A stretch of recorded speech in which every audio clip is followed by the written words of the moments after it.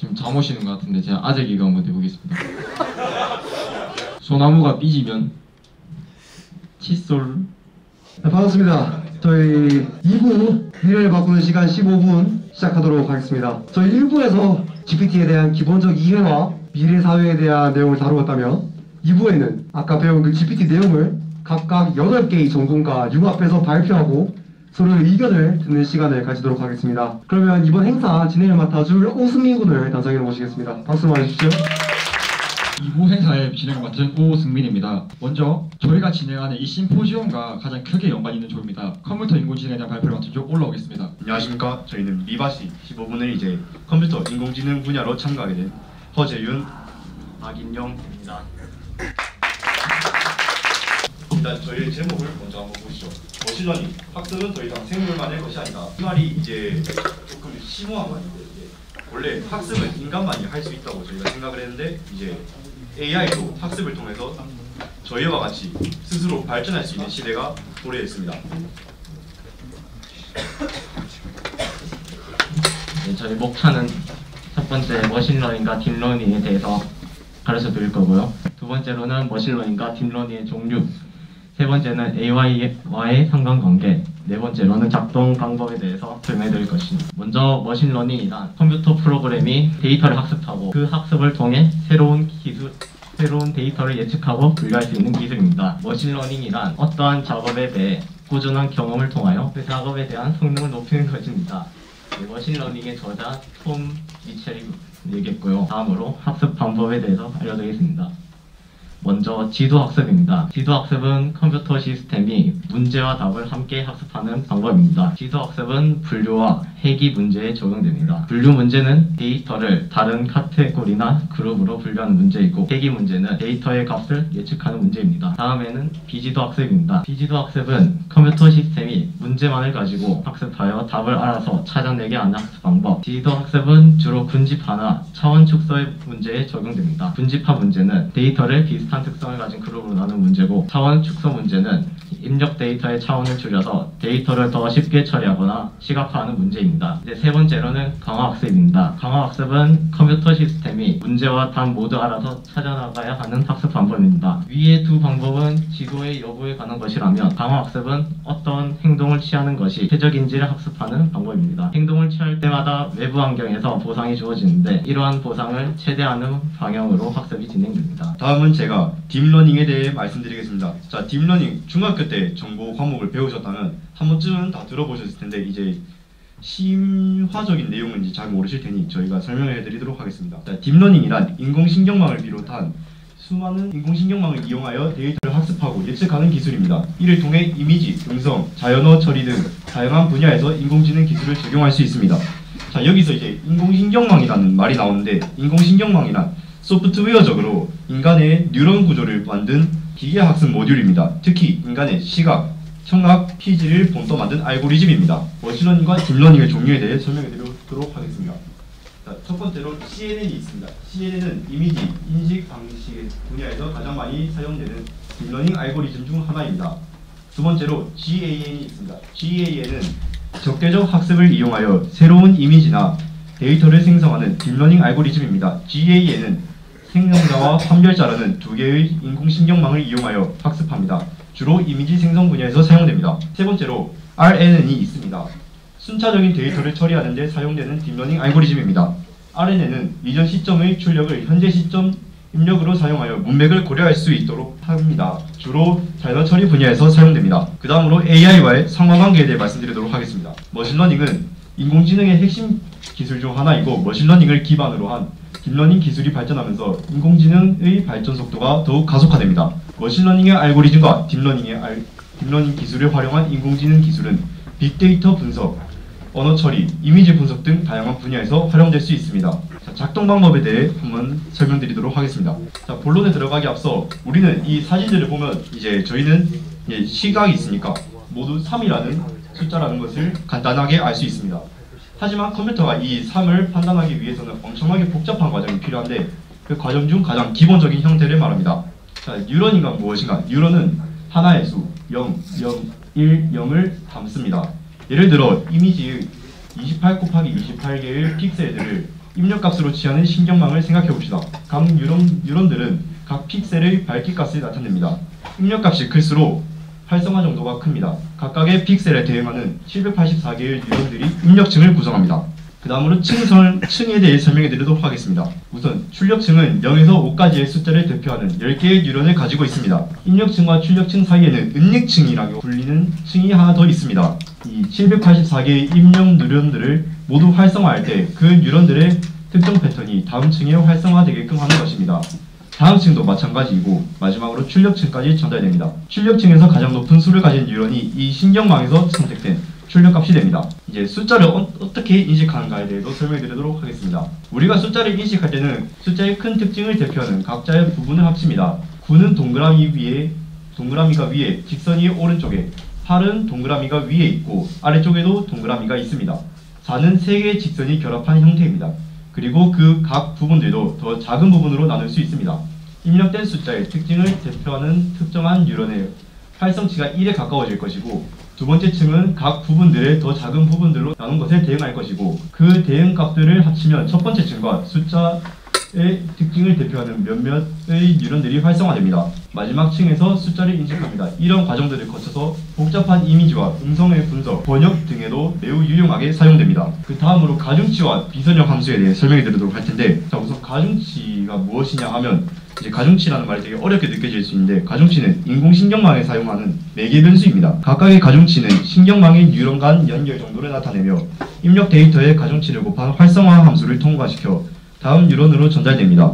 가중치는 신경망의 전 구조와 규모에 따라 개수가 달라질 수 있습니다. 예를 들어 하나의 뉴런과 그에 연결된 뉴런들이 있다면 해당 뉴런과 연결된 각각의 뉴런에는 가중치가 할당됩니다. 따라서 신경망의 크기와 구조에 따라 가중치의 수가 다를 수 있습니다. 이 테두리의 패턴이 나타나는 상황을 판별하기 위해서는 우리는 첫 층의 뉴런과 현재 뉴턴을 잇는 신경에 가중치를 부여할 것입니다. 그리고 그 첫 층의 뉴런에서는 모든 활성치를 가져와 각 신경에 가중치를 주고 모두 더합니다. 뉴런이 특정 픽셀만 판별한다면 나머지 픽셀의 가중치는 0에 가깝게 설정하고 그 영역의 픽셀에만 가중치를 주어 더합니다. 예를 들어 그 부분이 테두리가 맞는지 확인하고 싶다면 주변 픽셀에는 음수 가중치를 두는 방법이 있습니다. 그러면 주변 픽셀들이 어두워지면서 중앙의 픽셀 값이 픽셀이 밝은 최대치, 즉 테두리를 알 수 있기 때문입니다. 자, 그 다음으로 이제 비선형 함수에 대해 설명해 드릴 텐데, 비선형 함수란 입력과 출력 간의 비선형 관계를 나타내는 함수입니다. 비선형이란 한 개의 직선으로 표현되지 않는 모든 형태를 말합니다. 즉 1차 방정식으로 표현되지 않는 모든 형태를 비선형이라고 부릅니다. 선형 함수는 입력과 출력 간의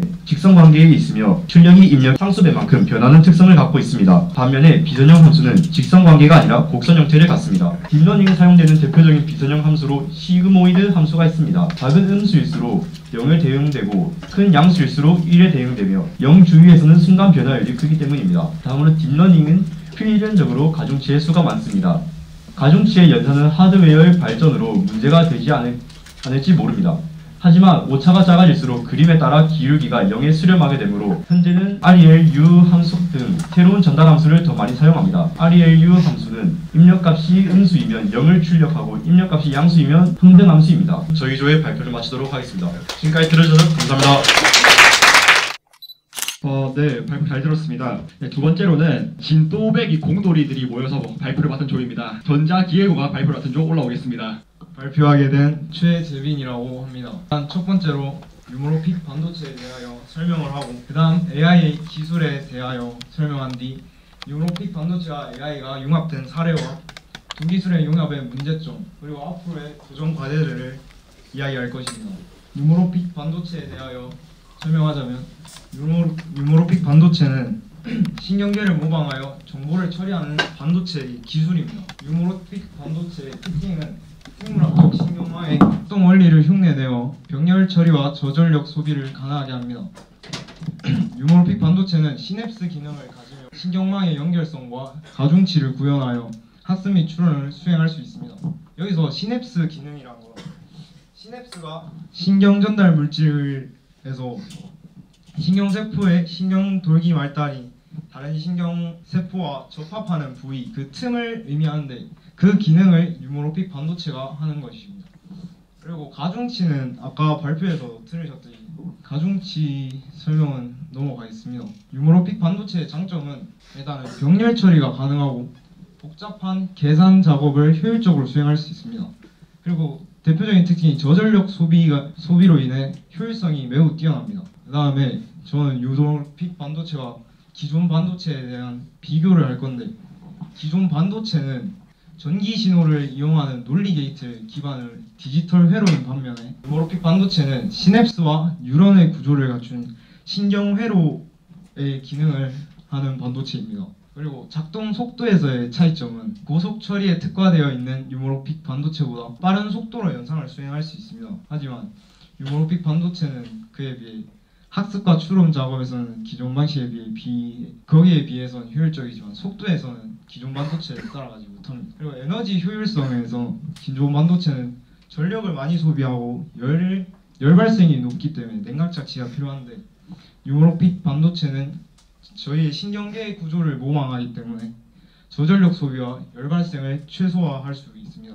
유머로픽 반도체의 원리는 이 시냅스 연결이란 그 틈에서 기본 구조로 신호 전달과 가중치를 조정을 수행하는 과정을 거치고, 그 다음에 병렬 처리에서 신경계의 구조를 모방하여 만들었기 때문에 병렬 처리 기능을 갖추고 있습니다. 그리고 시냅스는 독립적으로 작동하여 병렬적 영상을 수행하는 그런 원리이고요. 그 다음 세 번째로 학습과 추론의 단계를 거칩니다. 학습 단계에서는 가중치를 조정하여 입력 데이터에 대한 패턴의 학습 및 기억하는 과정을 거치고, 추론 단계에서는 학습한 지식을 바탕으로 새로운 입력 데이터에 대한 예측과 결정을 수행합니다.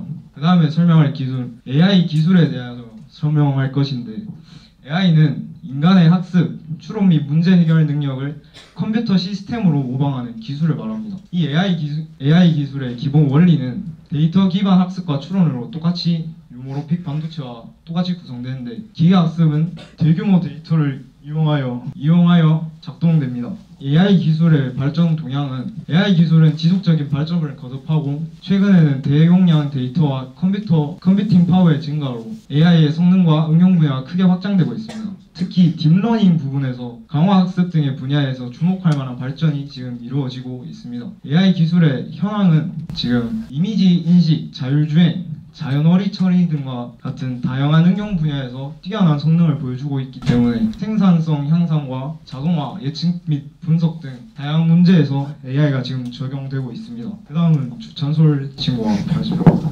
이러한 AI가 뉴로모픽 반도체와 융합된 사례들이 있습니다. 첫 번째로 자율주행 자동차에 뉴로모픽 반도체가 쓰였습니다. 자율주행 차량이 주변을 인식하고 결정을 내리는 과정에서 AI 기술이 핵심 역할을 수행했습니다. 뉴로모픽 반도체의 병렬 처리 능력과 합습 기능은 자율주행 차량이 센서 데이터를 효율적으로 처리하고 판단을 내릴 수 있도록 도와줍니다. 예를 들어 차선 유지, 충돌 회피, 신호 인식 등이 있습니다. 두 번째로 의료 진단에 활용될 수 있습니다. 의료 진단 분야에서도 뉴로모픽 반도체 기술이 활용되는데, 의료 이미지 분석, 병리 조직 분류, 질병 예측 등 AI 기술을 여러 곳에서 사용할 수 있습니다. 뉴로모픽 반도체는 이러한 AI 알고리즘을 효율적으로 처리하고 학습할 수 있는 구조를 제공하여 의료 데이터의 분석과 해석 속도를 높일 수 있습니다. 이는 의료 진단의 정확성과 효율성을 향상시킬 수 있습니다. 두 기술을 융합했을 때 문제점이 있을 수 있습니다. 보안과 개인정보 보호 관련해서 문제가 있을 수 있는데, AI 시스템은 현재 많은 데이터를 수집하고 있고 그 데이터를 처리하는 데 사용되기 때문에 보안에 의한 문제가 생길 수 있습니다. 또 뉴로모픽 반도체와 AI 융합 시스템은 데이터의 안전한 저장, 전송 처리를 보장해야 합니다. 신뢰성과 안전성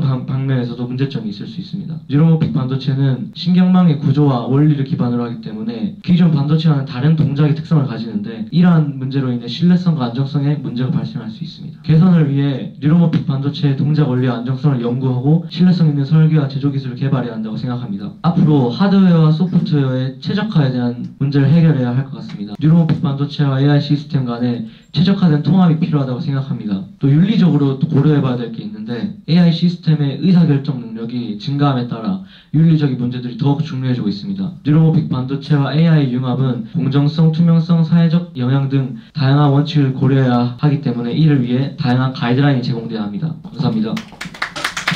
안녕하십니까. 기계공학팀 발표를 맡게 된 김윤석이라고 합니다. 저희 기계공학팀이 발표할 내용은 머신러닝을 활용한 산업 분야의 리서치와 챗GPT에 대해 발표하도록 하겠습니다. 머신러닝은 이제 인공지능의 한 분야입니다. 컴퓨터가 학습한 내용을 기반으로 새로운 데이터에 대해 적절한 작업을 수행할 수 있도록 하는 이 알고리즘과 기술을 개발하는 것입니다. 머신러닝과 딥러닝의 구분으로는 인공지능 안에 머신러닝, 딥러닝이 있고 다시 머신러닝 안에 딥러닝이 있는 구조입니다. 머신러닝은 대표적으로 사기 및 위험 관리, 고객 세분화 등 BFSI 산업, 그리고 질병 식별 및 진단, 이미지 분석 등 헬스케어와 같은 생명과학 산업, 그리고 고객 분석, 네트워크 보안, 예측 유지 관리, 네트워크 최적화와 같은 통신 산업, 그리고 또 위험 인텔리전스, 자율 방어 시스템과 같은 정보 방위 산업, 그리고 예측 유지 보수, 매출 추정 등과 같은 제조 산업, 전력 에너지 사용 분석, 지진 데이터 처리와 같은 에너지 유틸리티 산업 등이 있습니다. 그리고 글로벌 머신러닝 시장 규모 및 전망은 2017년 14억 1천만 달러에서 연평균 성장률 44.1% 증가하여 2022년에는 88억 1천만 달러로 이를 것으로 전망됩니다. 다음으로는 챗GPT란 오픈AI가 만든 딥러닝 프로그램으로 대화형 인공지능 챗봇을 뜻합니다.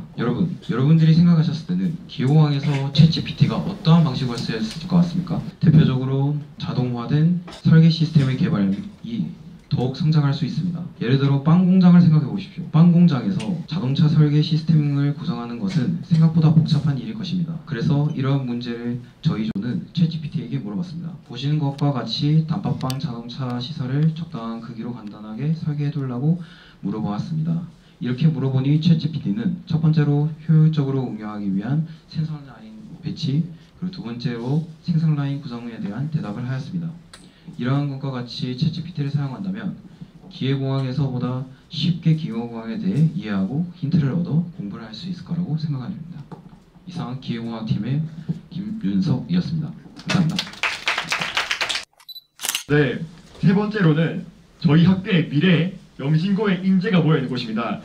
가장 기대가 되는 곳인데요. 의학학에 대한 발표로 마천조 올라오겠습니다. 미가시 의학팀 발표 시작하겠습니다. 저희는 왓슨에 대해 조사했고요. 먼저 처음에 왓슨에 대해 설명하고 왓슨의 종류, 그리고 왓슨의 장점과 이제 단점을 설명하겠습니다. 먼저 왓슨이란 인간의 언어를 이해하고 판단하는 데 최적화된 개발 초기에는 메몰랜드 대학 시각과 협력하여 의학 논문 교과서 등에서 나온 데이터로 학습을 시작했고, 근데 이후 뉴욕 메모리얼 슬론 캐터링 암센터에서 레지던트 수련을 시작했습니다. 이제 왓슨폼 콜로지라고 이제 왓슨이라는 종류인데 이제 여러 의료 분야에서 적용되고, 자세한 것은 이제 종류 파트에서 설명하겠습니다. 이제 우리나라의 첫 도입인데요. 이제 16년 12월 가천대 길병원에서 이제 왓슨폼 콜리지를 처음 도입하며 우리나라에 널리 알려지게 되었습니다. 이제 이후 부산대병원, 건양대병원 등 이제 6개의 병원에서 이를 도입했고요. 가천대 백정훈 교수의 말로는 2017년 10월 말부터 12월 초까지 왓슨 암 치료에 대한 환자들의 만족도가 이제 10점 만점에 9.4점으로 매우 높은 것으로 알 수 있습니다. 이제 도입된 지 얼마 안 됐는데도 왓슨의 종류입니다. 먼저 왓슨의 어시스턴트입니다. 왓슨의 어시스턴트는 대화형 인터페이스를 구축하는 데 사용되는 서비스로 사용자와의 대화를 처리하고 질문에 답변하는 기능을 제공합니다. 그래서 챗봇, 가상비서, 고객 지원 시스템 등에서 활용될 수 있고요. 그 다음에 왓슨 비전입니다. 왓슨 비전은 이미지와 비디오를 분석하고 이해하는 기능을 제공합니다. 객체 인식, 콘텐츠 분류, 얼굴 인식 등의 작업을 수행하여 컴퓨터 비전 관련 응용 프로그램에서 활용될 수 있습니다. 그리고 왓슨 번역입니다. 다국어 번역 기능을 제공하여 텍스트 데이터를 다른 언어로 자동 번역합니다. 다국어 커뮤니케이션, 글로벌 비즈니스 등에서 유용하게 활용될 수 있습니다. 제 다음은 왓슨의 의료 분야에 대해서 소개해보도록 하겠습니다. 제가 앞에서 일부 활동에서 진행했던 챗GPT한테 물어보는 그런 질문을 하는 시간이 있었잖아요. 거기서 이제 의학 관련된 질문에 대해서 대답을 하지 못했는데 이 왓슨 어시스턴트에서 제공하는 챗봇 기능을 활용하면 그것에 대한 답을 받을 수 있습니다. 이 왓슨 어시스턴트는 IBM 힐스 왓슨이라고 하는 왓슨을 개발한 회사에서 제공하는 환자 교육을 위한 대화형 챗봇 기능을 수행할 수 있는데요. 이 챗봇 기능은 환자들에게 약간 쉽게 다가갈 수 있는 챗봇으로 이제 의료 전문가에게만 얻을 수 있었던 그 의료 정보에 대해서 챗봇을 통해서 얻을 수 있다는 점에서 환자들에게 친근하게 다가갈 수 있었던 AI 기술이라고 할 수 있습니다. 이를 통해서 이제 현재 병원에서뿐만 아니라 직접 이 왓슨 어시스턴트 사이트에 들어가면 이거 데모 모듈을 신청할 수 있는 기능이 있는데요. 이걸 통해서 곧 시중에도 이 왓슨 어시스턴트가 상용화 될 수 있을 거라 예측할 수 있습니다. 이제 왓슨은 유전체학에도 활용될 수 있습니다. 이제 왓슨을 유전체학에서 활용한 사례로는 이제 뉴욕의 유전체 센터라는 곳에 협력하여서 왓슨은 대규모 유전체 분석 활동을 진행하는데 약 100만 개 이상의 유전체를 분석하면서 암이나 유전병과 같은 질환에 대한 분석을 통해서 이제 환자 대상의 유전체를 분석함으로써 앞으로 어떤 병이 생길지 예측할 수 있어서 의료계 혁신을 불러온 기술이라고 할 수 있겠습니다. 이제 마지막으로 왓슨 온콜로지는 의료 전문가들에게 고급 종양학적 의사 결정 지원을 제공하는 데 초점을 둔 서비스로 이제 암과 같은 그런 종양적인 질병을 치료할 수 있고요. 이제 예를 들어서 MD 안데르센 암센터라는 이런 외국의 유명한 암센터에서는 이 온콜로지 기능을 활용하여서 암 환자의 유전적 변이나 항암제, 간 선호형을 분석하여서 이 환자에게 맞는 최적의 항암제를 지원하는 등 다양한 의료 분야에서 현재 왓슨이 사용되고 있습니다. 네, 다음으로 장점에 대해서 말씀드리겠습니다. 먼저 왓슨의 장점은 대량의 데이터 처리 능력입니다. 정신병 환자를 예로 들었을 때 환자와 의사가 상담을 한 후에 그 환자의 구체적인 병명이 뭔지 알아야 되는데 그 환자가 정신적인 질환이 있기 때문에 자신이 어떤 상태인지 잘 모르게 됩니다. 이러한 경우에 이제 왓슨을 이용해서 빅데이터를 이용한 환자의 증상을 보고 이제 정신병을 진단하는 데 매우 도움이 된다고 합니다. 다음으로 환자와의 라포 형성입니다. 라포가 뭔지 잘 모르실 수도 있는데 라포는 상담과 대화를 한 후에 생기는 인간관계라고 보시면 될 것 같습니다. 방금 말씀드렸다시피 이제 환자와 의사가 대화를 하면서 생기는 그런 라포 형성을 왓슨도 할 수 있기 때문에 이러한 장점이 있다고 말씀드릴 수 있겠습니다. 마지막으로 의료자원의 불균형 해소입니다. 왓슨을 이용을 하면 잘 보이진 않는데 지역 간 의료 불균형이 매우 해소가 될 수 있다고 합니다. 이렇게 간단하게 장점을 말씀드렸습니다. 두 번째 단점으로는 회로의 정보 유출인데요. 지금 글자를 잘못해서 빼주실 바랍니다. 이게 무슨 말이냐? 왓슨 같은 의료기술의 AI는 한국에서 만들기 힘듭니다. 왜냐하면 애초에 데이터 자체가 별로 없고 그리고 그 정도의 기술력이 안 돼요. 그렇다 보니 미국이나 유럽에 있는 AI를 쓰는데 이런 AI를 쓰게 되면 저희의 현재의 데이터가 유럽으로 가게 되는 거죠. 유럽으로 가게 되면 거기서 또 그 데이터를 활용해서 더 좋은 기술을 만들게 되고 저희는 더 도태되고 이런 그 악순환을 통해 회로의 정보 유출이 어떻게 안 좋은지 볼 수가 있습니다. 두 번째로는 인공지능의 특성의 문제인데 첫 번째로는 학습 정보의 정확성이에요. 왜냐면 뭐냐면 인공지능의 4V라고 하거든요. 볼륨, 양, velocity, 속도, variety, 다양성, 그리고 veracity, 진실성이 인공지능의 4V인데 이게 자료를 모으다 보면 되게 신뢰성이 부족할 수가 있어요. 왜냐면 논문도 되게 이상한 놈이 많거든요. 왜냐면 예로 들어 뭐가 있냐면 암과 풍수 질환의 관계 되게 과학적으로 영향이 있어 보이죠. 근데 그런 게 논문으로 하면 그런 것도 축적이 되다 보면 정확성이 떨어질 수가 있다는 거죠. 두 번째로는 가치 판단의 문제인데 이게 그 환자를 진단하는 데는 권고 근거가 있는데 그런 걸로 이제 의사들이 투표를 하고 그런 과정에서 이렇게 치료하는 게 가장 적합하다, 가치적으로 문제가 없다는 걸 판단을 하는데 이거는 규범적인 거지 객관적인 게 아니에요. 사람들이 모여서 협의를 하는 거다 보니까 그 상황에서 이런 가치 중립적인 데이터가 없이 그런 게 쌓이다 보면 되게 객관적이지 않고 가치 판단에 문제가 생길 수 있다는 거죠. 세 번째로는 무엇이 정답인지 모르는 문제인데요. 이게 무슨 말이냐? AI가 저희 방금 1차에서 봤다시피 챗봇을 치면 똑같은 답이 나오는 게 아니에요. 그 이유는 정답이 뭔지 모르니까 이 텍스트에 맞게 가장 일치율 높은 게 답이 나오는 거죠. 근데 한국어가 아다르고 어다르다고 동사를 잘못 붙이면 답이 다르게 나오는 거예요. 그러니까 그게 되게 애매하다 보니까 무엇이 정답인지 모르는 문제가 되는 거죠. 그리고 인공지능 자체의 변화인데 인공지능 자체가 데이터를 통해서 뭔가 말을 해주는 건데 데이터가 쌓이다 보면 처음에는 동일성과 안정성이 충분했어요. 근데 지속된 데이터를 쌓이다 보면 그런 동일성과 안정성이 있는지 모르고 쌓이다 보면 그게 무너질 수가 있다는 거죠. 이게 인공지능의 색소화되어 문제입니다. 세 번째로는 한국 문화도 차이를 반영하지 못했다는 건데요. 이 왓슨과 같은 걸 사용하게 되면 한국에서 의료보험의 혜택을 못 받아요. 왜냐면 한국에서는 의사가 진단 내려서 그걸 처방을 해줘야만 이 의료보험을 혜택이 되는데 왓슨을 쓰면 기계니까 의료보험 혜택이 안 돼요. 그러니까 한국에서 쓸모가 없다는 거죠. 왜냐면 누가 그 큰 돈 내고 치료를 받겠어요. 그렇다 보니까 의료보험 적용이 되지 않아서 한국에는 쓰기 아직까지 힘들다라는 점이 단점이 되겠습니다. 질문 있으신가요 혹시? 없으면 이제 1학년이 만든 발표 들으시면 좋겠습니다. 안녕하십니까.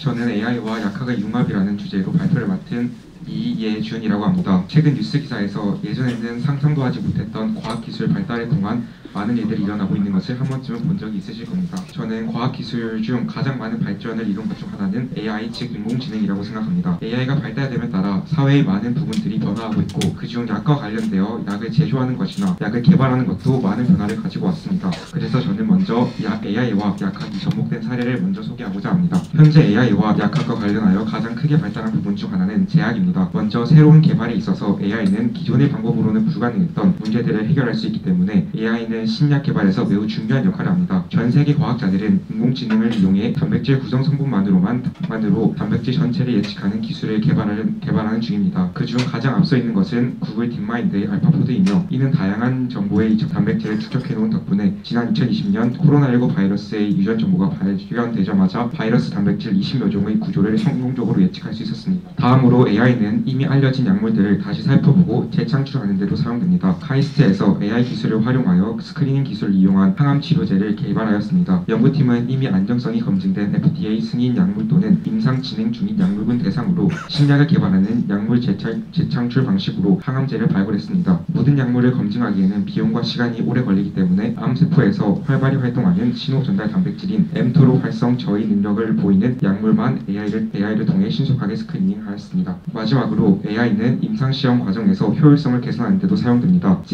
제약업체는 신약 개발에 오랜 시간과 많은 자금을 들어가면서 동시에 성공을 장담할 수 없기 때문에 위험을 떠안고 가는 경우가 대다수입니다. 신테카 바이오는 이 같은 위험을 줄이기 위해 새로운 기술을 제시했습니다. 인공지능을 활용해 손쉽게 방대한 데이터를 취합하고 분석함으로써 임상시험을 최적화하고 나아가 기간 단축, 임상 성공률을 높이는 것입니다. 또한 AI 분석을 통해 우수한 신약 후보 물질을 예측하고 효과까지 예상하는 기술 개발을 진행하고 있습니다. 안녕하십니까. 저는 AI와 약학의 융합이라는 주제에 대한 장단점을 한번 먼저 발표해 드릴까 합니다. 먼저 장점 먼저 소개해 드리겠습니다. 첫 번째, 신약 개발에서 비용이 절감이 된다. 신약을 시장에 출시할 때는 효율성과 비용 효과의 향상 방안이 제약산업에서 가장 중요합니다. 이를 성공시키기 위해 비용에서의 3분의 1가량을 신약 개발의 예측 정확도에 쓰게 되었는데 신약 개발에 AI를 사용하게 되면은 이 정확도를 10%가량 향상시켜서 신약 개발에 드는 수십억 달러를 절감할 수 있게 됩니다. 둘째, 신약 후보 물질 도출에서 자료조사의 시간과 비용을 줄일 수가 있다. 개발 기간이 기존 약 10년에서 15년이 걸리던 거를 AI를 사용하게 되면 7년 정도로 줄일 수가 있게 됩니다. 또 개발 비용을 약 2에서 3조 원에서 6천억 원 정도 가량으로 줄일 수가 있게 됩니다. 세 번째, 객관적인 자료 수집이 가능하다. 자료조사 과정에서 사람이 자료를 수집하게 될 경우 운용자의 경험이나 관심 분야에 관한 편향성에 따른 위험이 따르게 됩니다. 만약 이 자료조사에 AI 검색 엔진을 이용하게 되면은 입력된 모든 자료에서 편향되지 않은 출력 결과를 내놓을 수 있게 됩니다. 다음으로 AI가 약학과 접목되었을 때의 단점 및 한계점을 말씀드리도록 하겠습니다. 첫 번째, 양질의 빅데이터에 접근하기가 어렵다. AI 기술이 실제 약물 개발 과정에서 큰 도움이 되기 위해서는 양질의 빅데이터에 접근할 수가 있어야 합니다. 하지만 아직 AI와 관련된 법률 및 제도가 많지 않아 실질적으로 어렵습니다. 둘째, AI가 오용이 될 경우 생화학 무기를 만들 수가 있다. 미국의 신약 개발사 컬래보레이션스 제약이 네이처 기계지능에 게재한 논문을 살펴보게 되면 약물 후보 탐색 AI 메가신을 조금 변형하여 훈련시킨 결과 6시간이 채 되지 않아 4만 개의 독성 분자 물질 후보들을 생성해내었는데 이 중 수백 가지는 지구상 가장 독성이 강한 물질인 VX보다 더욱 강력한 물질이라고 예측이 되었습니다. 감사합니다. 네 번째 발표로는 여러분들이 선생님 하면 떠오르시는 분이 한 분 좀 계실 거예요. 그럼 선생님이 되기 위해 노력하는 조입니다. 교육학 동아리, 교육학에 대한 발표 같은 조 올라오겠습니다. 안녕하십니까. 저희는 교육과 인공지능의 관계에 대해서 발표하게 될 이현민, 이호연입니다. 차부터 설명을 해볼까 합니다. 그럼 순서부터 함께 보시겠습니다. 첫 번째는 인공지능에 대하여, 그 다음 순서로는 교육에서의 인공지능의 사례는 무엇이 있나 함께 알아볼 시간을 가질 예정입니다. 세 번째 순서는 교육 속에서의 인공지능에 대한 저희 교육학을 꿈꾸는 학생들의 토론 내용과 각 학생들의 견해에 대해 말씀을 드리는 시간을 갖고 저희의 발표를 마무리할 계획입니다. About AI. 자, 이제 인공지능에 대하여 알아보는 시간을 가져보겠습니다. 이 토마스 웨이는 저기 보시는 왼쪽 맨 위에 첫 번째 분이 이제 개최하셨습니다. 인공지능이란 인간의 생물학적 신경세포의 풍경세포의 정보 처리 과정을 모방하여 뇌와 유사하게 구현한 모델입니다. 그럼 이어서 이제 인공지능의 종류에는 무엇이 있는지 한번 알아보겠습니다. 최근 대두되고 있는 인공지능은 대표적으로 뉴빙, 미드저니, 구글 바드, 챗 GPT가 있는데요. 뉴빙은 이제 보시다시피 검색 엔진 빙의 챗 GPT를 업그레이드한 AI 챗봇입니다. 다음 미드저니는 글로 묘사한 것을 그려주는 인공지능이고요. 세 번째로 구글 바드, 구글에서 개발한 대화형 인공지능이고, 마지막으로 저희가 함께 다뤄보고 있는 챗 GPT. 이 챗 GPT는 GPT 3.5와 GPT 4를 기반으로 하는 대화형 인공지능 서비스입니다. 챗 GPT는 2022년 말에 발명된 인공지능 기반의 챗봇으로 사전에 학습한 데이터를 기반으로 하여 실시간 대화가 가능한 인공지능입니다. 또 이제 저희가 앞으로 쓰임이 더 많아질 것 같아서 이제 활용의 팁을 좀 설명해 드리도록 하겠습니다. 일단은 순서가 중요하다고 저희는 생각하는데요. 이제 먼저 챗 GPT에 검색하기보다는 이제 먼저 자료를 먼저 조사해 보시고 챗 GPT를 통해서 검토하시는 것을 추천드립니다. 네, 그리고 챗 GPT의 강점 중 하나가 바로 학습 능력이 우수하다는 것인데요. 저희가 이 친구가 얼마나 똑똑한가 한번 테스트를 해보려고 피타고라스의 정리에 대해서 설명을 해달라고 한번 부탁을 해봤습니다. 그럼 함께 만나보시죠.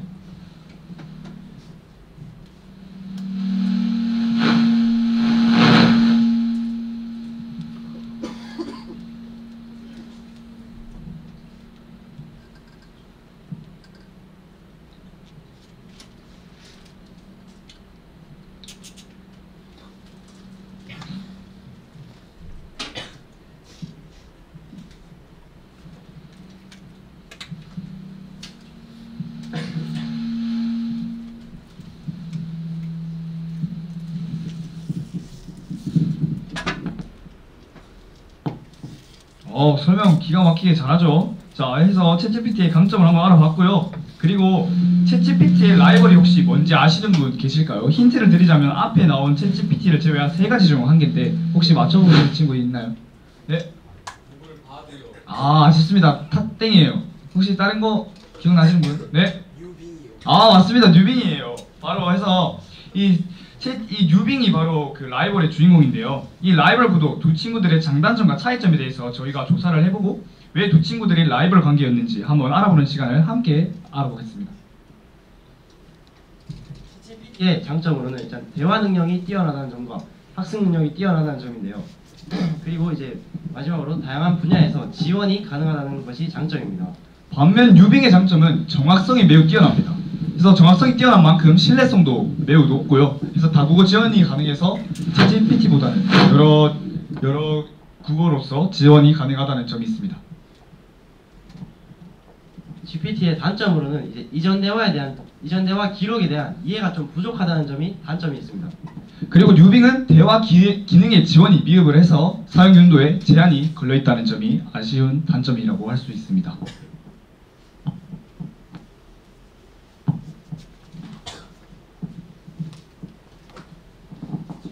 지금까지 인공지능에 대해서 알아보는 시간이었고요. 다음은 교육에서의 인공지능이라는 주제로 넘어가 설명을 하겠습니다. 저희가 기사와 논문을 찾아보았는데요. 이 두 가지 논문과 기사에 대해서 짧게 설명드리자면 교육에서의 인공지능이 점점 더 활용되고 활용 분야가 점점 더 확대될 것이라는 내용입니다. 네, 다음으로는 교육에서의 챗GPT 사용의 장점에 대해서 알아보겠습니다. 먼저 첫 번째로는 시공간의 제약이 제거가 된다는 것인데요. 1년 365일 하루 24시간 중 언제나 원하는 시간대에 학습을 할 수 있다는 것이 큰 장점이 될 수 있습니다. 또한 학교라는 정해진 곳 장소가 아니라 교육에 접근할 수 있어서 시간을 융통성 있게 활용할 수 있다는 큰 장점이 있고요. 두 번째는 높은 참여도입니다. 이제 개인별 맞춤 교육은 학생의 몰입도를 상승시켜서 학업에 대한 관심을 높일 수가 있고요. 그 다음에 원하는 시간과 장소를 선택할 수 있으므로 접근 방식이 매우 자유롭기 때문에 수업 참여도를 높이는 데 도움이 될 수 있습니다. 그리고 세 번째는 1:1 맞춤 학습 가능인데요. 이제 개인별 맞춤식 교육이 진행되기 때문에 현재처럼 모두가 같은 내용을 공부하고 같은 시험을 보던 방식에서 벗어날 수 있게 됩니다. 따라서 친구들 간에 불필요한 경쟁과 비교심은 사라지게 되고 공부에 대한 긍정적인 마음을 갖게 할 수 있어요. 각자 방식으로 공부를 하며 학업 스트레스도 또한 줄어들 수 있습니다. 서울사이버대학교 교수님께서 말씀하신 대로 이제 자신의 개인정보를 넣게 되면은 그것이 이제 마음대로 누출이 될 수 있기 때문에 정보 누출로 인한 사생활 문제가 발생할 수 있다는 단점이 있습니다. 또 이제 챗GPT가 다 설명을 해버리면 교사의 역할이 약화될 수 있다는 단점이 있고요. 마지막으로 교사들의 교수법이 누출될 수 있다는 단점이 있습니다. 지금까지 이제 인공지능과 그 교육에서 인공지능을 함께 알아봤고요. 이제 마지막으로 현민 씨 저희가 뭐라 할 거죠? 저희가 저번에 토론을 한번 해봤었는데요. 이제 각 학생들의 이제 인공지능과 교육에 대한 견해에 대해 한번 발표하는 시간을 가져보도록 하겠습니다.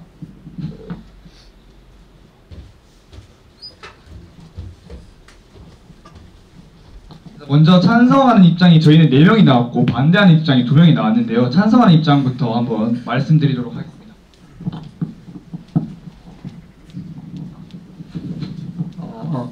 최보수 학생이 부득이하게 여기 오지 못해서 제가 대신 말하면 챗 GPT와 같은 인공지능이 교육 분야에서 활용되는 것에 찬성합니다.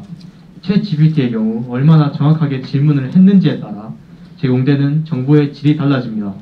그러므로 앞으로 교육에서 질문하는 능력과 역량이 무엇보다 중요하게 될 것이라고 생각합니다.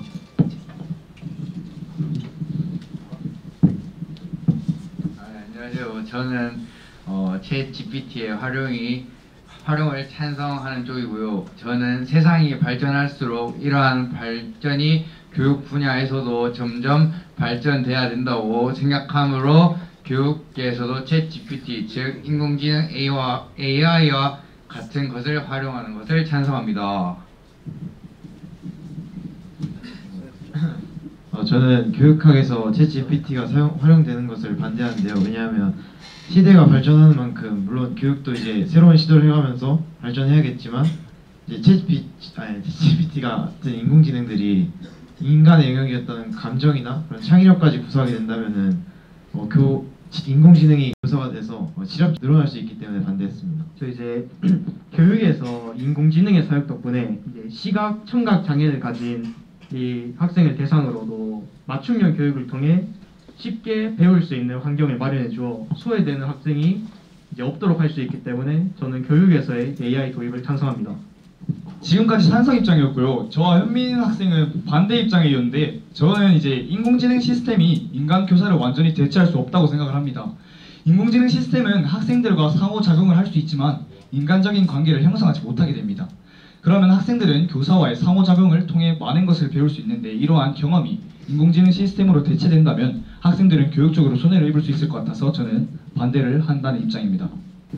저도 반대하는 입장인데요. 챗 GPT의 사용은 정보를 검색하는 과정을 생략하기 때문에 그리고 스스로 문제에 대해 생각하는 것을 방해하기 때문에 이제 불필요하다 생각합니다. 창의력이 발달하는 10대에서 이제 챗 GPT의 사용은 창의력을 저하시킬 수 있고 인공지능에 대한 의존도를 높일 수 있기 때문에 교육 분야에서의 인공지능 활용을 반대합니다.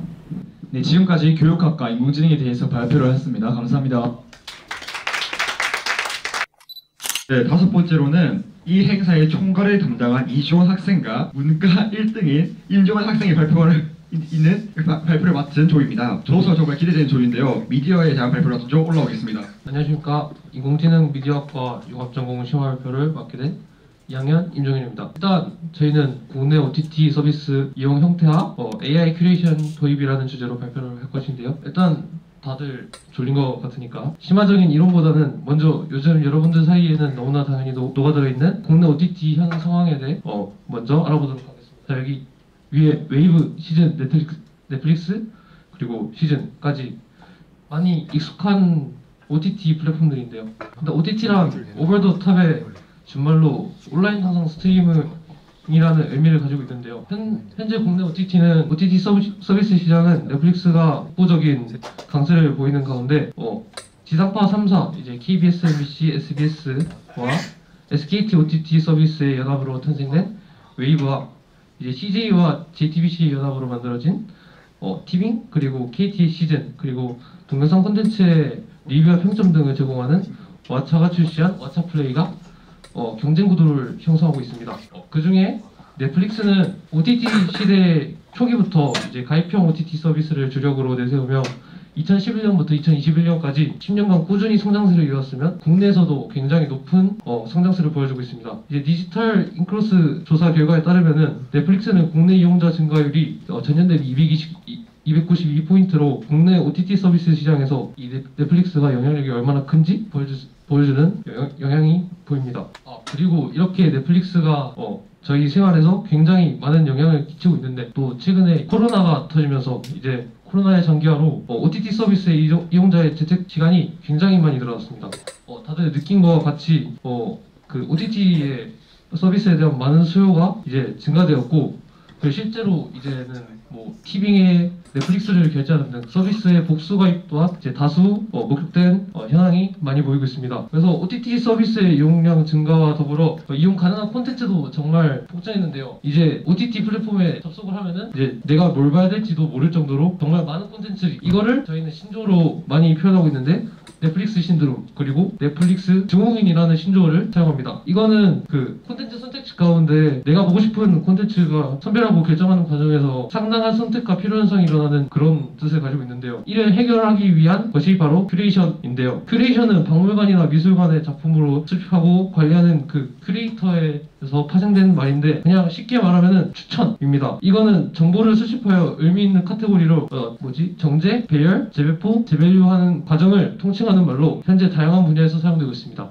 이 큐레이션 서비스는 보통 이용자의 선호와 취향을 반영한 OTT 서비스의 콘텐츠를 선별하는 역할을 하고 그리고 이용자의 주 이용 콘텐츠를 담고 있는 OTT의 서비스의 특성을 담당하는 역할을 합니다. 그리고 선택한 콘텐츠에 대해 이용자에게 최적의 시청 경험을 제공하는 이용기기로 이용되고 그리고 이용자의 이용 행태 및 선호 플랫폼 등을 고려하여 최적의 요금제를 소비자들이 얻게 하도록 돕습니다. 그런 이러한 큐레이션의 역할을 이 AI가 맡고 있는 그 앞에 발표들처럼 그 공돌이 친구들이 말하는 그 머신러닝 및 딥러닝과 같은 기술을 사용하여 이러한 역할을 수행하는 게 AI 큐레이션입니다. AI 큐레이션은 머신러닝 알고리즘 및 딥러닝 알고리즘과 같은 기술을 사용하기 때문에 여러분들이 평소에 알고 있는 일반적인 그 유튜브 알고리즘에 기반의 추천 시스템과 비교하여 더욱 정확하고 맞춤화된 추천을 제공하시다. 큐레이션의 예시로 웨이브를 먼저 든다면은 일단 먼저 말하는데 웨이브는 AI 큐레이션을 사용하지 않고 있습니다. 지금은 그 웨이브에 아까 말했듯이 지상파 3사가 운영하고 있는 푸크는 2018년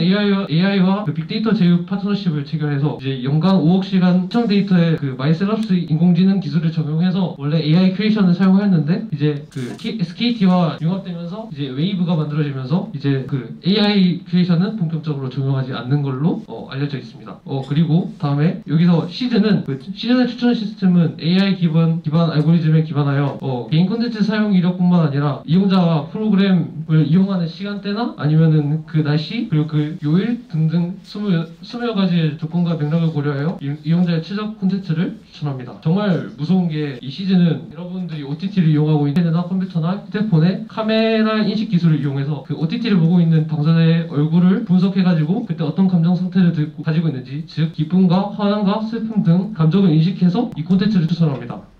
이른바 초기이나 추천이 가능한 거죠. 이렇게 AI가 OTT 크리에이션에 미치는 미쳐버린 영향을 남기고 이상으로 인공지능 미디어학과 융합전공 실험 발표를 마치도록 하겠습니다. 네. 이어서 인공지능이 광고홍보학과 관련해 어떻게 적용하는지 알려드리겠습니다. 인공지능이 마케팅에 어떻게 작용하는가라고 하면 마케팅에 인공지능이 무슨 관계가 있냐 궁금하실 수도 있는데 최근에 한국광고진흥공사에서 개발한 인공지능 프로그램이 있습니다. 아이작이라고 불리는 프로그램인데요.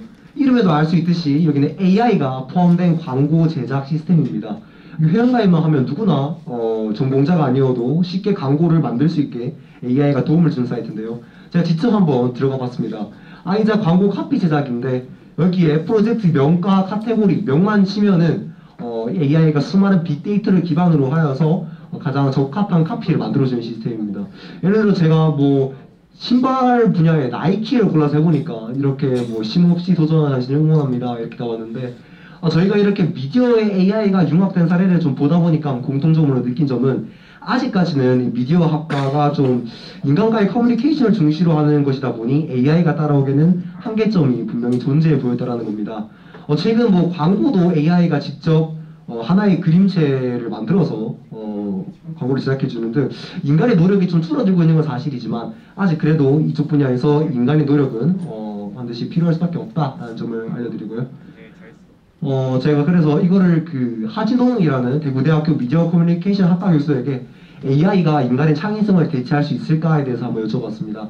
그러니까 미디어 분야는 인간과의 소통이 매우 중요한 분야이므로 AI가 미디어 분야에서 인간의 대체할 가능성은 아직까지는 낮다라고 보신다는 의견을 제가 들을 수 있었고요. 하지만 저희가 AI를 분명히 이용해야 하는 것은 맞습니다. 마케팅 분야에 마켓 세그멘테이션이라는 게 있는데요. 이거 이제 시장 세분화라고 해서 여러분들이 개개인이 좋아하는 것을 맞춰서 추천을 해드리는 시스템입니다. 근데 이 마켓 세그멘테이션을 하기 위해서는 그 고객 여러분이 데이터가 있어야 되는데요. 이 마켓 세그멘테이션을 통해서 개인화 마케팅을 할 수 있습니다. 개개인의 최적화된 상품을 저희가 추천해 드릴 수 있는 거죠. 그리고 여기에 기반이 되는 디지털 애널리틱스에 이제 빅데이터를 AI가 융합해서 만들어 주시는 겁니다. 그래서 말하자면 개인화 마케팅이 가장 기본이 되는 디지털 애널리틱스에 이제 AI가 추가가 되면서 조금 더 정확한 개인화 마케팅이 가능한 거죠. 개인화 마케팅의 예시로 들자면 여러분들이 오늘의 쇼핑 제안을 보시는 이런 것들이 모두 개인화 마케팅의 예시입니다. 이것이 AI와 융합을 통해서 좀 더 정확해질 수 있다는 것을 말씀드리면서 저희 미디어 커뮤니케이션 학과 발표를 마치겠습니다. 감사합니다. 여섯 번째로는 화요일에 발표를 마칠 조입니다. 발표자들이 독감으로 인해 오지 못해 다른 친구들 발표하게 돼서 조금 긴장을 많이 한 것 같은데 너그러운 마음으로 봐주시면 좋겠습니다. 올라와 주시기 바랍니다.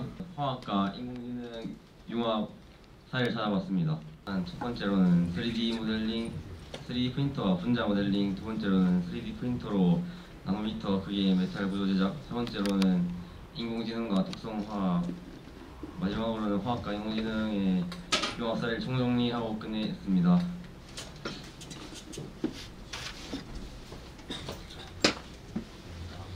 첫 번째로 3D 프린터와 분자 모델링 융합한 사례가 있는데 3D 프린터는 컴퓨터에서 디지털 3D 모델을 사용하여 실제 3차원 기체를 만들어내는 기기라고 하고 분자 모델링은 분자의 구조와 특성을 이해하고 예측하기 위한 과학적 기술 그리고 이를 통해서 분자의 동작 및 상호작용, 물리적, 화학적 특성 등을 설명할 수 있습니다. 그리고 이것을 합쳐서 분자 모델링과 3D 프린터를 활용해서 분자의 구조를 입체적으로 모델링하는 방법으로 분자의 원자와 결합 구조를 이용하여 분자의 형태와 3차원 구조를 결정할 수 있고 3D 프린터를 사용하여 분자 모델을 제작할 수 있고 화학 구조를 3D로 시각화하여 물질의 구조와 성질을 이해하고 교육 및 연구에 활용할 수 있습니다. 그리고 3D 프린터와 분자 모델링을 융합한 것의 미래 전망은 3D 프린터를 사용하면 보다 정밀하고 효율적인 화학 연구와 생산이 가능해지고 새로운 기회와 가능성을 열어준다고 합니다.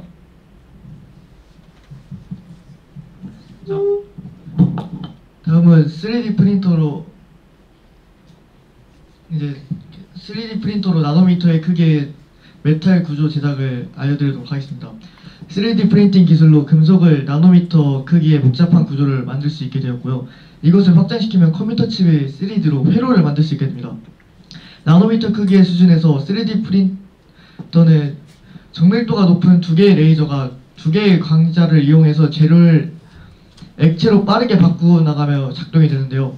이 방식은 액체 폴리머를 경과시키기에 충분하지만 금속을 녹이기에는 충분하지 못합니다. 여기서 폴리머란 기본 그 녹여서 3D 프린터를 만들면서 나오는 그런 액체가 굳어서 플라스틱이 되지 않습니까? 그 액체를 말하고요. 이 문제점을 해결하기 위해서 지금 여기 잘 안 보이는데 첫 번째로는 금속과 결합하는 분자인 유기 링간들을 사용해 대부분의 폴리머가 갖고 있는 레진을 만들었는데 이를 금속 지지대로 만들어냅니다. 링가드란 단백질에 특이적으로 결합하는 물질이고요. 유기 분자일 수도 있고 금속 분자일 수도 있는데 여기서는 유기 분자를 사용해서 쓴 것입니다. 두 번째로는 니켈과 유기 분자를 결합시켜 마치 시럽차 생긴 액체를 만듭니다. 그리고 오타가 났는데 저 네 번째가 세 번째고 뒤에 네 번째가 있습니다. 세 번째로는 컴퓨터 소프트웨어를 이용해 나노미터 크기의 구조를 디자인한 뒤 두 개의 포톤 레이저를 이용해 입체 구조를 제작합니다. 네 번째로는 금속 이온과 유기 분자를 이루어진 3D 구조를 인쇄해내는 것입니다. 이렇게 하게 되면 그 뒤로 구조물을 진공 챔버에 넣고 온도를 1000도까지 천천히 올리면은 니켈의 녹는 점이 더 높기 때문에 녹지 않고 3D 구조에 함께 얽혀있는 유기물질은 다 녹을 수 있는 충분한 온도가 됩니다. 열 분해가 끝나면 3D 구조에 있던 상당수의 유기물이 증발하면서 처음 부피보다 약 80%나 줄어들지만 구조물의 모양과 비율은 일정하게 유지되기 때문에 더욱 작게 만들 수 있게 됩니다.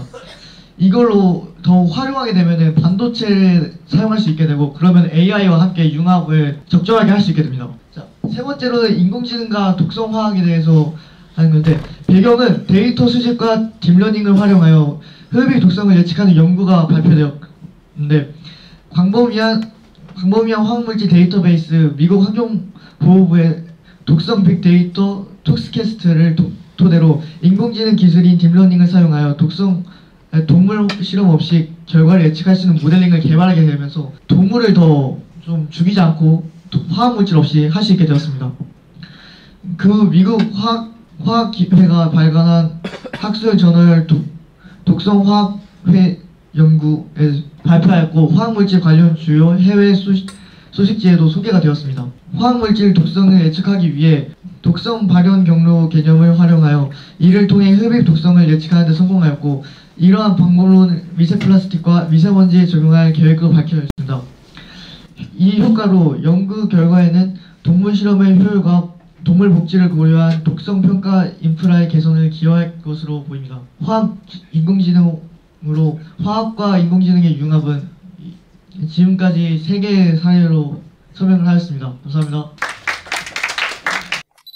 7번째로는 제2의 안토니오 가우디를 꿈꾸는 조입니다. 건축학과 발표를 맡은 조 올라와 주시기 바랍니다. 우선 반갑습니다. 좀 지루하실 텐데 최대한 좀 재미있게 발표를 진행해 보도록 하겠습니다. 우선 PGST 2부 건축학과에 대해서 발표를 진행하겠습니다. 저희의 이제 주제는 건축과 AI 프로그램의 미래의 방향성에 대해서 좀 말씀드리겠습니다. 우선 미드저니라는 프로그램을 다들 좀 많이 들어보셨을 텐데, 저희는 이제 건축과 관련했을 때 가장 연관성 있는, 관련성 있는 프로그램이 미드저니라고 생각하기 때문에 이 미드저니와 좀 관련시켜서 발표를 진행하겠습니다. 우선 미드저니에 대해서 우선 설명을 드리자면 2022년 7월 12일 약 1년도 되지 않은 시간 전에 오픈이 되었던 그림 인공지능 프로그램이고요. 텍스트를 입력하거나 이미지 파일을 삽입하면 인공지능이 알아서 그림을 만들어주는 그런 편리한 프로그램이라고 생각하시면 되겠습니다. 이와 관련해서 좀 이슈가 있었던 걸 보여드리자면, 스부스 뉴스 이제 타이틀에 보시면 AI가 그린 그림이 미술대회에 1등을 해서 이제 난리나 미술계의 근황이라고 되게 쇼킹을 받을 수 있는 제목이 있는데, 이 이슈에 대해서 간단히 설명을 드리면 미국 콜로라도의 미술대회에서 제이스 앨런이라는 사람이 미드저니 프로그램을 사용해서 그림을 그렸고 이걸 제출했는데 1등을 했다는 거에 있어서 이제 되게 화제가 됐었던 이슈가 있습니다. 간단하게 여러분들은 앞으로 한 번쯤은 사용해 볼 것이라고 생각되기 때문에 사용법을 간단히 말씀드리면, 이제 제가 직접 들어가 봤던 화면을 캡처한 것인데, 이 프로그램 자체가 디스코드랑 연동이 되어 있습니다. 여러분들 디스코드 되게 익숙하실 텐데, 들어가서 슬래시 이미진 프로모트를 치고 뒤에 자기가 그리고자 하는 그림의 설명을 적으시면은 이 친구가 알아서 빠른 시간 내에 이렇게 그림을 4개의 종류로 그려주고요. 그래서 1번이 마음에 든다. 그럼 저기 여러 가지 칸 중에 U가 이제 추출을 하는 버튼이기 때문에 U1을 하시면 되고, 여기서 나는 좀 더 디테일을 주고 싶다 이러면 V를 눌러서 추가적으로 그림을 디테일하게 구성하시면 되겠고요. 이렇게 일반인들도 쉽게 사용할 수 있고, 저희의 이제 현실에 이제 가깝게 온 영화에서만 볼만한 이런 프로그램들이 이제 저희에게 바로 앞에 다가왔다고 생각하시면 되겠습니다. 제가 이 미드저니를 말씀드린 이유 중에 하나는 또 이제 앞으로 기술은 계속해서 발전하고 있고, 이에 따라서 AI 프로그램들도 계속해서 발전하기 때문에 저희는 이제 건축이든 건축이 아니더라도 다른 분야에서도 AI와 융합해서 이제 산업 분야들이 진행될 거기 때문에 저희는 AI 프로그램과 건축을 융합했을 때 앞으로의 방향성에 대해서 좀 설명드리고자 이렇게 발표를 진행했고요. 이제 저희 건축학 친구들이 건축과 미드저니를 융합했을 때 장점과 단점에 대해서 좀 의견을 모아봤는데 이제 저희 건축학 친구들이 나와서 이제 의견을 말씀드릴 겁니다. 먼저 제가 조사한 건축과 미드저니의 장점은 첫 번째로 시간과 비용 절감이 있습니다. 인공지능 기술을 이용하면 짧은 시간 내에 여러 개의 디자인 아이디어를 생산할 수 있으며 그 과정에서 생산성이 향상되어 디자인 작업이 소요되는 시간과 비용을 줄일 수 있습니다. 단점으로는 전문성 부족이 있습니다. 인공지능은 건축 분야에 대한 전문적인 지식이 부족할 수 있고 그 결과 디자인의 기초 원리나 기능적인 제약 사항 등을 고려하지 못할 수 있습니다. 지금 밑에 보시면 그 작은 글씨로 작은 양에 있는데 지금 장점으로 AI를 사용하기 때문에 작업에서의 실수를 다시 확인할 수 있습니다. 인간이 하는 것보다 AI가 하는 거기 때문에 빠른 공산이 가능하고, 하지만 단점에서는 건축가의 기술을 무시하고 오직 AI 스스로의 생각을 지금 그리기 때문에 건축가의 독창적인 기술을 추가가 안 됩니다. AI가 하는 건축의 장점으로는 컴퓨터를 기반으로 설계하므로 시간과 인력 등이 절감되고 방대한 데이터들을 고려하여 설계하므로 여러 디자인을 종합적으로 만들어내기 때문에 새로운 디자인을 만들어내기 쉽고, AI가 하는 건축의 단점으로는 인간의 창의성을 아직까지는 AI가 대체 불가능하다는 점이 있고, 만약 방대한 데이터의 질이 떨어진다면 원하는 결론이 나오지 않을 수 있다는 점이 있습니다. 저는 단점 두 가지를 조사했는데 문맥과 환경 이해 그리고 사회적 문화적 역량 이렇게 두 가지를 조사했습니다. 먼저 문맥적 환경 이해는 건축은 특정한 문맥과 환경에서 이루어지는 환경 활동입니다. 건축물은 주변 환경, 지형, 기후 등과 조화를 이루어져야 하는데 AI 시스템은 이러한 문맥과 환경을 충분히 이해하고 고려하기 어려울 수도 있으며 이로 인해 설계의 일부 측면을 놓칠 수 있어 이게 단점으로 뽑혔습니다. 그리고 두 번째는 건축은 사회적, 문화적인 측면을 반영하는 중요한 영역입니다. 건축물은 사회와 문화의 가치를 대변하고 장소의 정체성을 형성합니다. AI가 디자인 결정을 자동화하면서 이러한 사회적, 문화적인 측면을 고려하기 어려울 수도 있습니다. 마지막으로는 이제 당연하게도 작업 시간을 단축할 수 있고, 단점으로는 창의성이 매우 부족합니다. 이상입니다. 앞서 나온 그 모든 장점과 장단점을 정리해봤을 때는 일단 장점에서는 효율성과 생산성을 AI 활용했을 때 높일 수 있고, 또 시간, 인적, 자원, 비용을 절감할 수 있습니다. 하지만 단점에서는 AI 스스로의 생각이기 때문에 창의성과 독창성을 낮추고 기술 문화적인 측면의 우려가 있습니다. 이렇게 건축학 친구들의 장단점에 대해서 의견을 들어봤고요. 이제 이렇게 장단점을 알아봤는데 앞으로는 어떻게 해야 하냐 방향성을 보자면, 이제 앞으로 시간이 감에 따라서 저희가 성인이 되고 대학생이 되고 취업할 때까지 계속 AI 프로그램들은 발전하면서 저희 곁에 있을 것이기 때문에 이제 문화적인 윤리적인 측면 문제를 최대한 감소시키고, 아까 있었던 장점들 중에 일부인 문맥과 환경을 이해할 수 있는 프로그램의 능력을 증가시키고 타 AI 프로그램과 응용할 수 있는 인간의 활용 능력을 이제 증가시킴으로써 단점을 최소화시키고 장점을 극대화시키면서 이제 기술이 발전됐을 때 최종적으로 이제 건축에 있어서는 커뮤니케이션 효율성이 좀 증가한다고 말할 수 있겠는데, 이게 뭐냐고 하면 제가 아까 심포지엄 발표할 때도 간단하게 말씀드렸던 내용인데 좀 이해시켜드리자면, 이제 여러분들이 건물을 짓고자 하는 1회자라고 가정을 하고 제가 건물을 지어드리는 건축가라고 가정을 했을 때,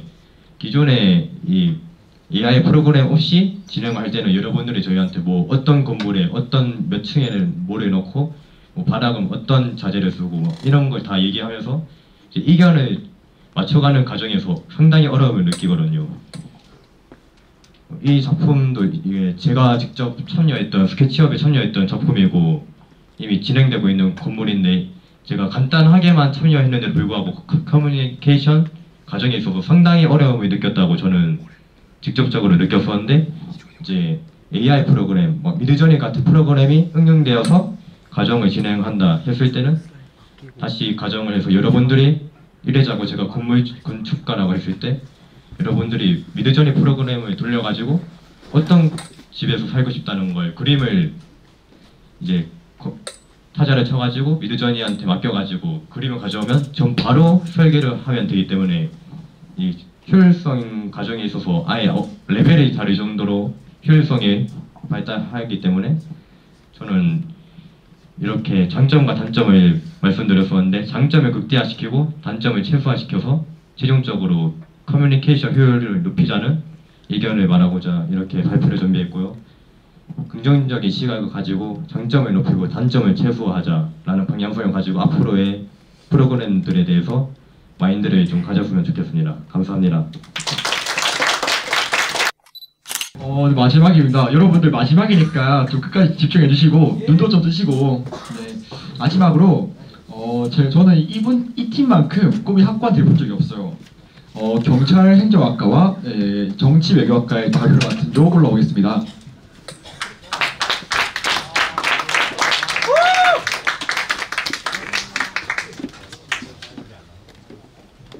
멋있다.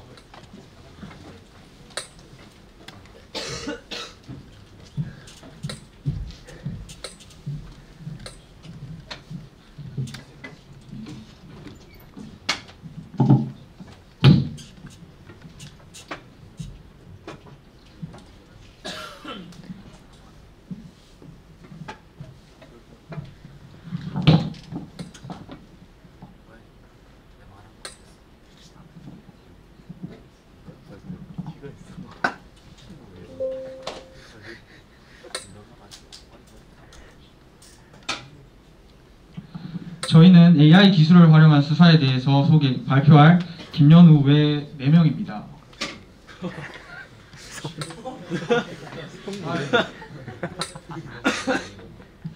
일단 목차로는 AI 기술을 이용한 수사 방법에 대해서 소개해 드릴 거고요.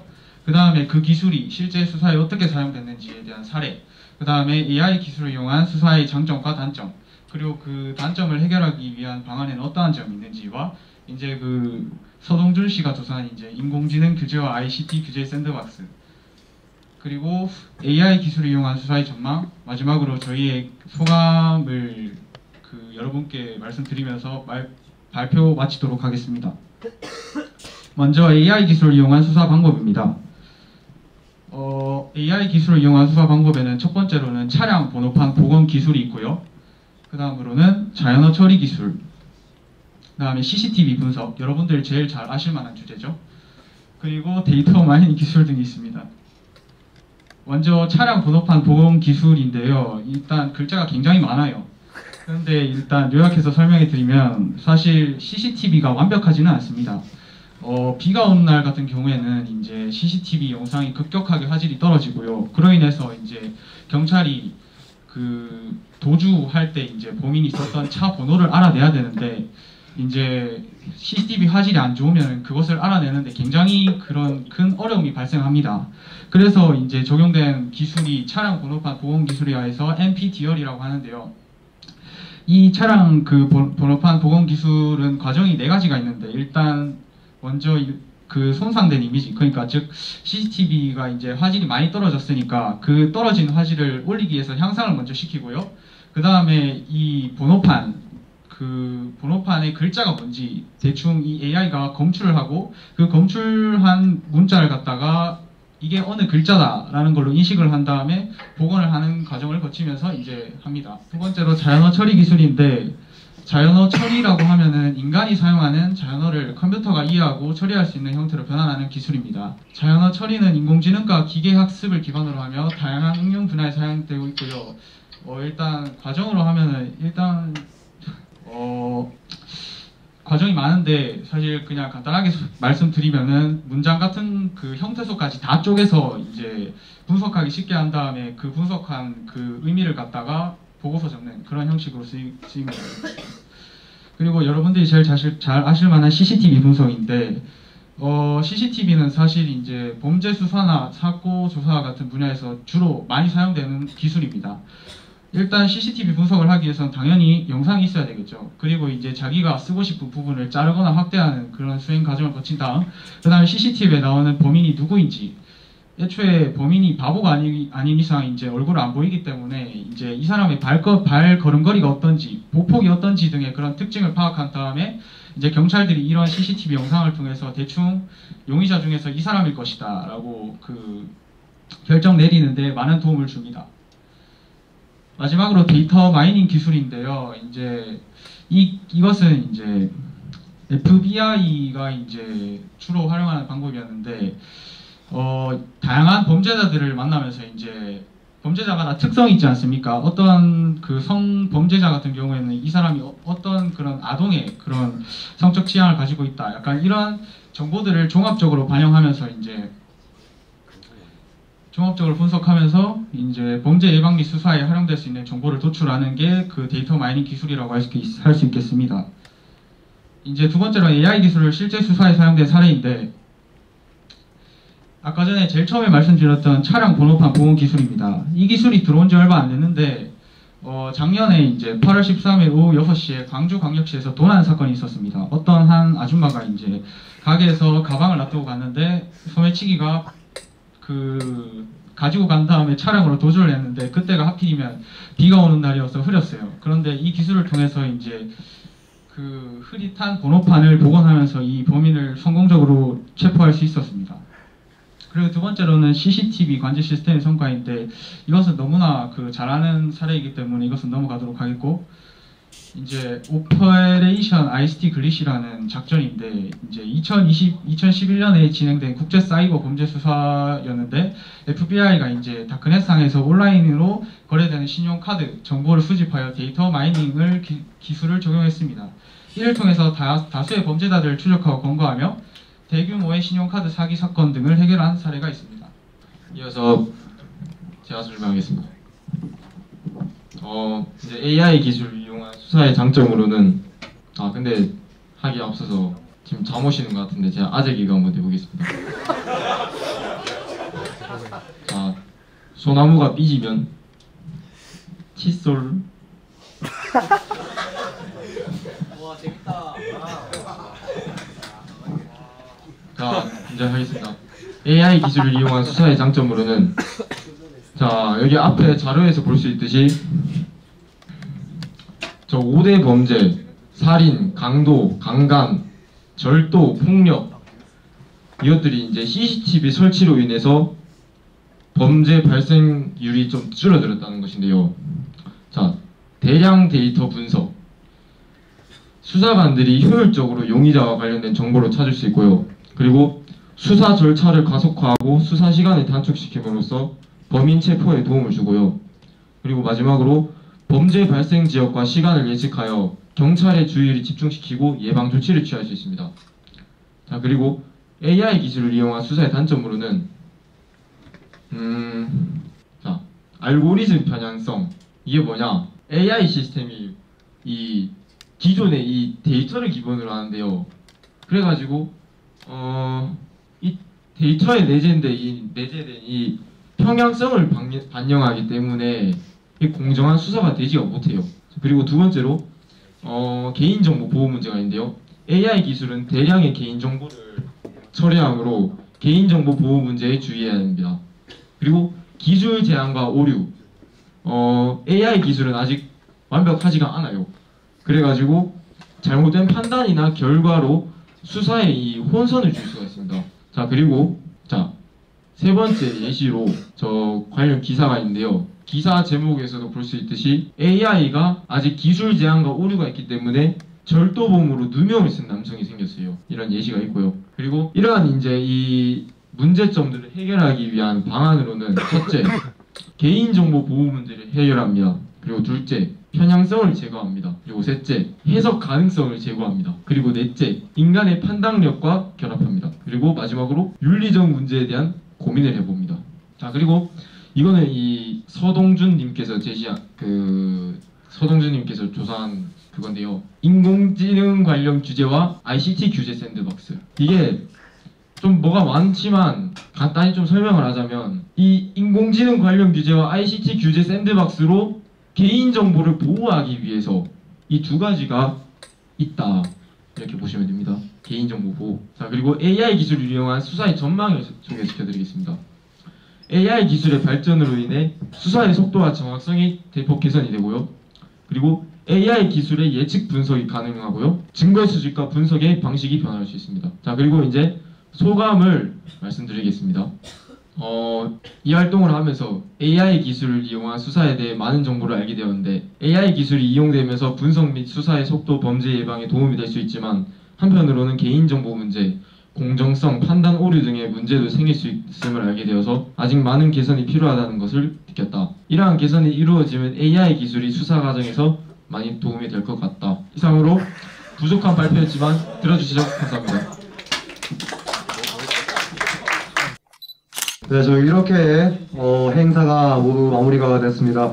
저희 뭐 1부부터 거의 4시간이 넘는 시간 동안 진행되었었는데 사실 말이 4시간이지 저희 뭐 2주 전부터 사전 준비 기간이 있었기 때문에 거의 2주간의 여정이 모두 다 끝났다고 보셔도 될 것 같습니다.